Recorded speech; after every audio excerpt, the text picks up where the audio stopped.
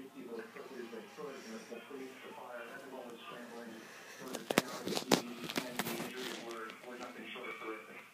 And Steve, I keep returning to the image of the one older man with the red or orange shirt who stands out so much because he was among the runners, the first to go down in the overhead view, right there in the foreground of the still picture. Just such a tragic thing. He was so close to finishing the race, and as we keep pointing out all day, for non-marathon runners, this is the achievement of a lifetime for so many people. Yeah, and I can't even imagine what was happening further up the course, because we still had several thousand runners still across the line. The folks that are the 4-hour mark and beyond, and that's really the bulk of the runners. So they had to be corralled off there before they even got to Boylston Street. Everything turned quickly into a crime scene. We were all escorted out. We are now currently in lockdown at the Fairmont Copley Plaza Hotel in the Marathon Media Center. We can't move, so we're just following instructions now and watching the news reports. Steve, for folks watching around the country, I've been trying to figure out how to describe what this day is like every year in Boston. It's almost like New Year's Eve in Times Square in broad daylight in terms of crowds and side streets being crowded, people packed into the bars, people in hotels.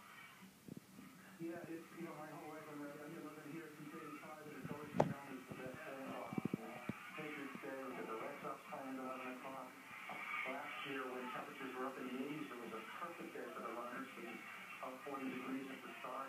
And like you said, people have the day off. People are typically 10, 15 deep along the sidewalk where the explosion went off. So it's a lot of people out there. Unfortunately, they turned a beautiful day into just a horrific day at night. Steve Silva, thank you very much. I'm sorry for the occasion that brings you to us.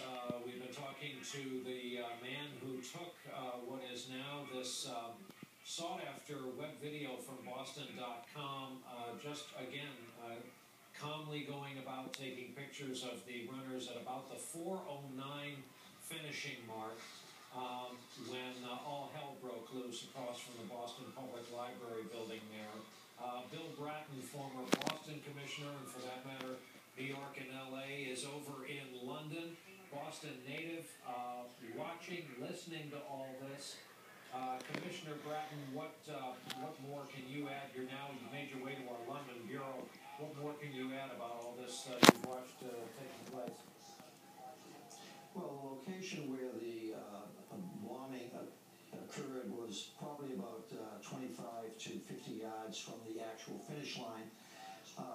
The bombing seems to have occurred based on the timing that you've identified, an hour to 2 hours after the